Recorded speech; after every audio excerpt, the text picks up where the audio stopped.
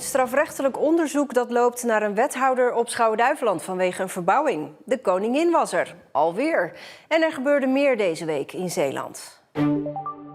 Maandag werd bekend dat wethouder Paula Schot van Schouwen-Duiveland bij de verbouwing van haar huis bouwregels heeft overtreden. De gemeente heeft haar en haar man daarom dwangsommen opgelegd. Het gaat om dit pand in de binnenstad van Zierikzee aan de Melkmarkt. Schot en haar man kochten het in 2021. Bij de verbouwing is van alles misgegaan.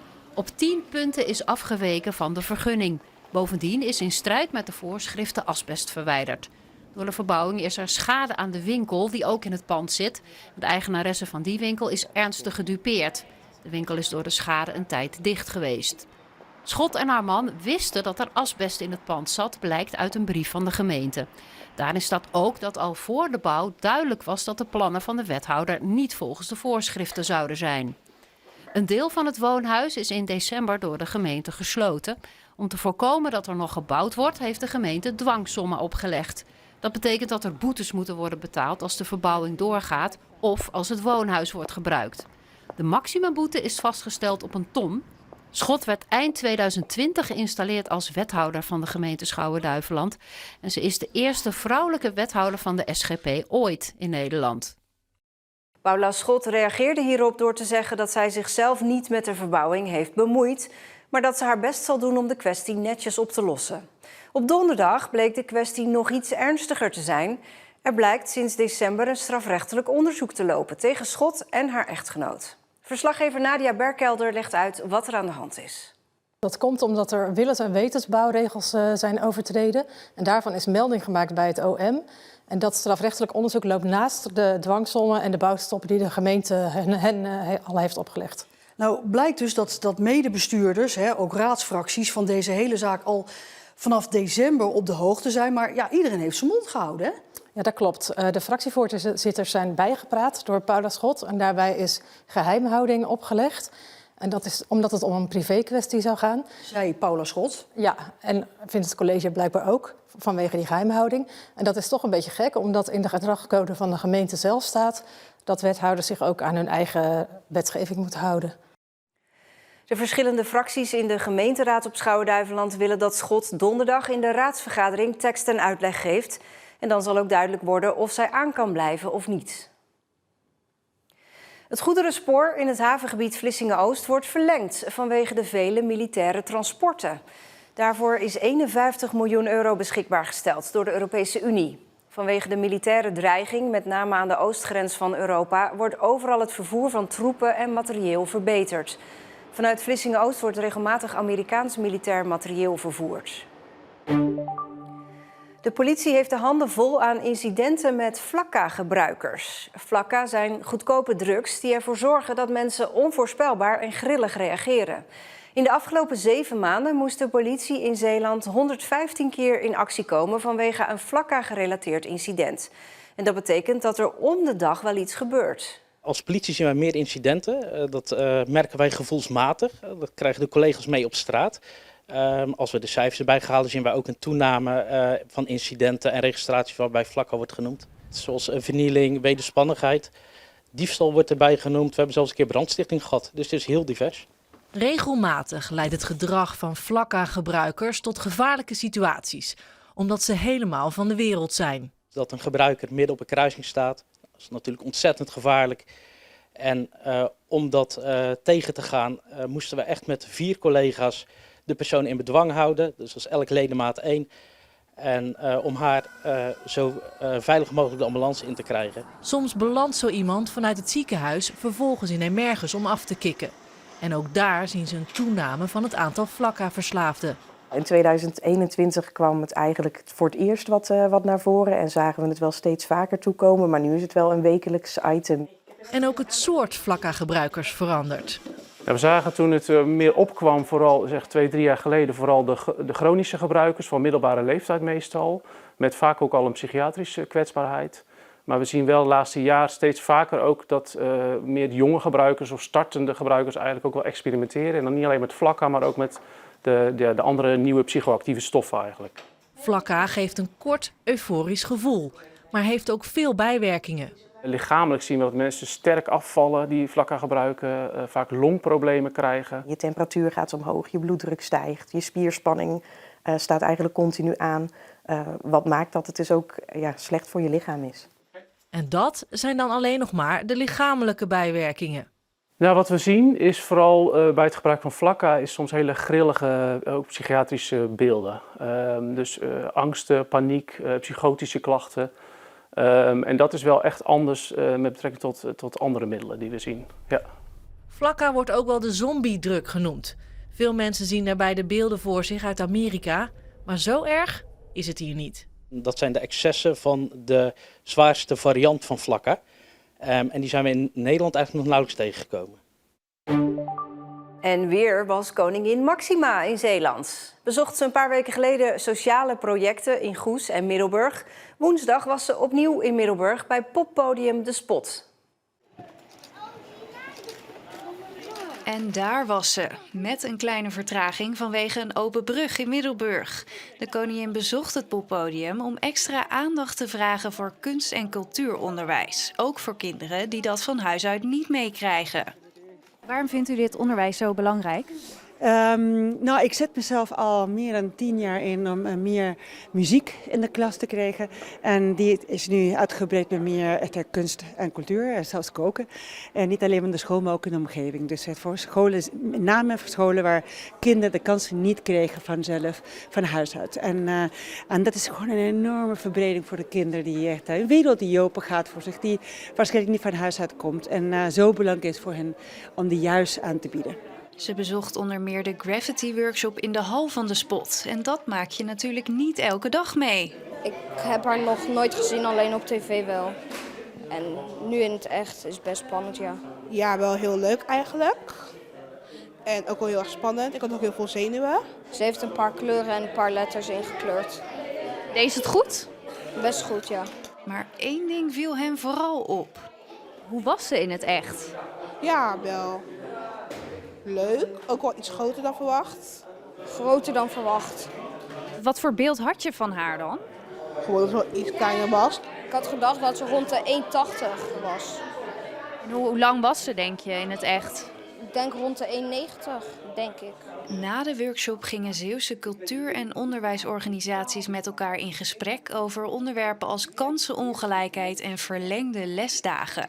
Na 1,5 uur was het voor de koningin tijd om weer te vertrekken. Nou dag, in deze regenachtige dag. Er lijkt schot te komen in de bouw van de Zeelandtoren in Vlissingen. Jarenlang bleef het bij plannenmakerij, maar deze zomer start de verkoop van de appartementen in de prestigieuze woontoren. Als 70% van de appartementen verkocht is, kan de bouw van de Zeelandtoren eind dit jaar beginnen. Hier op deze locatie moet de Zeelandtoren komen. Een uniek project van 100 meter hoog. De plannen bestaan al jaren, maar het is hier nog steeds een bouwterrein. Maar niet lang meer. Op het moment wordt bepaald hoeveel de appartementen in de Zeelandtoren gaan kosten. De echte verkoop begint over ongeveer een half jaar. Als 70% is verkocht, start de bouw van de toren. Als dat allemaal naar wens gaat en gaat zoals dat we denken dat het gaat, dan wordt het eind dit jaar of begin volgend jaar bouwen. Hoe realistisch is deze planning? We leggen het voor aan een makelaar in het topsegment. Die is gevestigd in Rotterdam. Ik heb begrepen dat alle vergunningen die zijn rond. Ze zijn nu de puntjes op de i aan het zetten met de aannemer. Ja, als dit project op de markt komt, dan voorspel ik een voortvarende verkoop.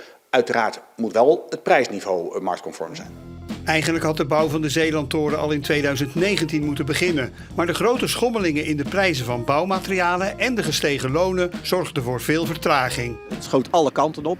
Dus er was op dat moment ook geen aannemer die een bouwprijs kon garanderen voor de komende 3 jaar. Dat geeft ook onzekerheid voor kopers. Nou, die bouwprijs hebben we nodig om de verkoopprijs ook vast te kunnen stellen. En we kunnen natuurlijk niet tegen een koper zeggen van nou ja, het is nu bedrag X, maar misschien wordt het over een jaar te dubbele. Het duurt ook langer omdat de Zeelandtoren allesbehalve een standaardgebouw wordt. Dat kost tijd. We zijn uitgedaagd door de gemeente destijds om er echt een heel iconisch gebouw van te maken. Nou, ik denk dat we daar ook in geslaagd zijn. Maar dat betekent wel dat het ook qua constructie, maar ook architectuur en detaillering en alles wat daarbij komt, dat het een enorme uitdaging is. En dat wordt zeker gezien en gewaardeerd in de bouwwereld. Er is een hele nuchtere vastgoedontwikkelaar, VGD, in Zeeland. Dat is juist zo'n nuchtere Zeeuw, dat die heeft gezegd van... wij gaan het spannendste gebouw van een soort internationale allure... het gebouw Tordeert als het ware... gaan we neerzetten op die unieke plek in dat Scheldekwartier. Kijk, je moet je voorstellen, je zit straks op 100 meter hoogte. Je ziet de skyline van Walcheren, van Beverland. Je ziet de zee, je ziet de boten voorbij varen. En je zit toch midden in de stad. Ja, wij denken dat sowieso nog wel afzet krijgt. De Zeelandtoren wordt gebouwd voor het topsegment van de markt. Maar wie zijn dat eigenlijk? We zullen zien kopers uit 1. Zeeland, 2. De Randstad, waaronder het specifiek Groot Rotterdam. En 3. Het buitenland. En primair daar ook weer voor België en Duitsland. Maar als er een verdwaalde Chinees tussen zit, dan is die denk ik bij de ontwikkelaar van harte welkom.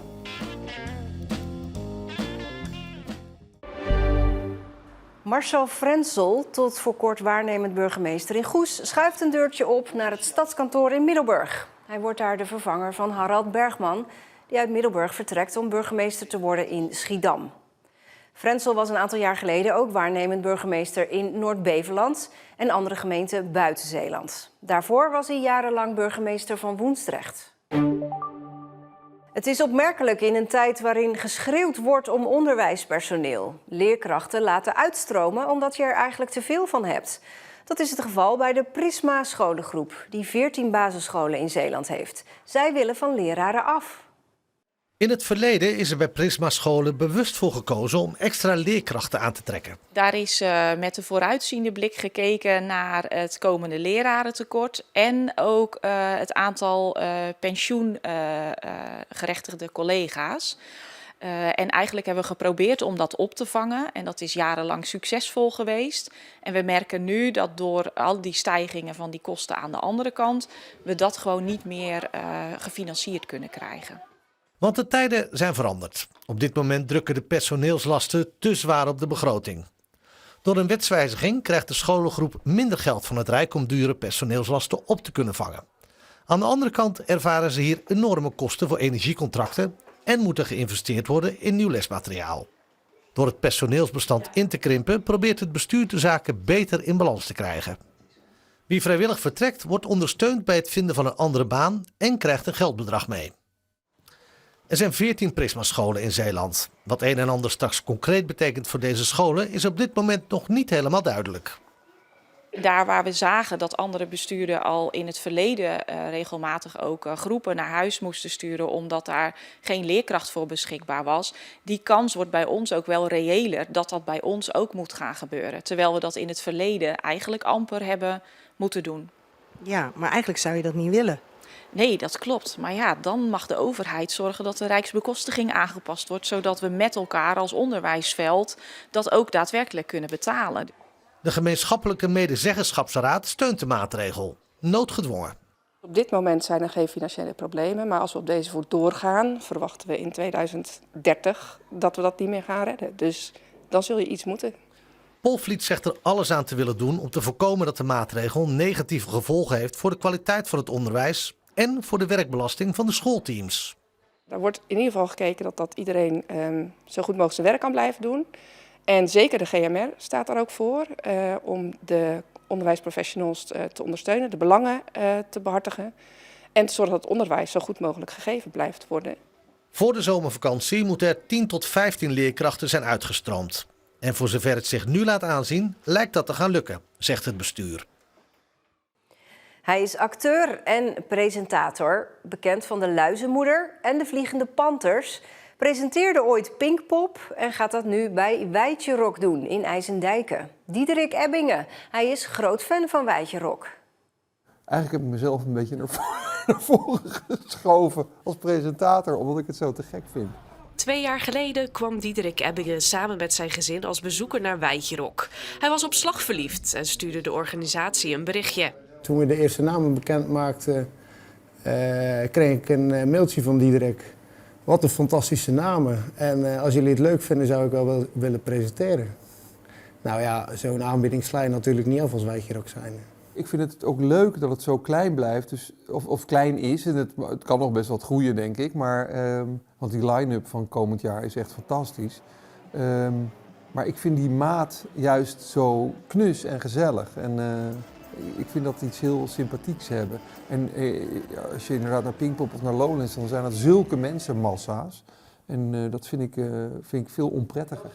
En zo staat Ebbingen eind juli op het podium in IJsdijken om onder meer Deus, Triggerfinger en Merel aan te kondigen. Dat moet goed komen, want hij heeft de nodige ervaring. Ik heb ooit Pinkpop gepresenteerd, toen ik nog met mijn cabaretgroep de Vliegende Panthers was. Maar dat was in 2002 of zo, denk ik. En nu mijn tweede popfestival, Wijtjerock. De ladder gaat omhoog, het gaat over muziek en dat verbindt ons. En ik vind het eigenlijk, is dat de reden dat ik ook in zo'n muziekfestival wil staan, om gewoon die verbinding met een ieder te voelen. En mijn bijdrage zal nederig en sumier zijn en aankondigen.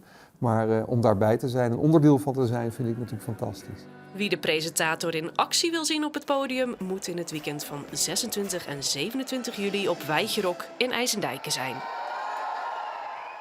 En dit was Zeeland de Week. U bent weer helemaal op de hoogte. Een fijne avond.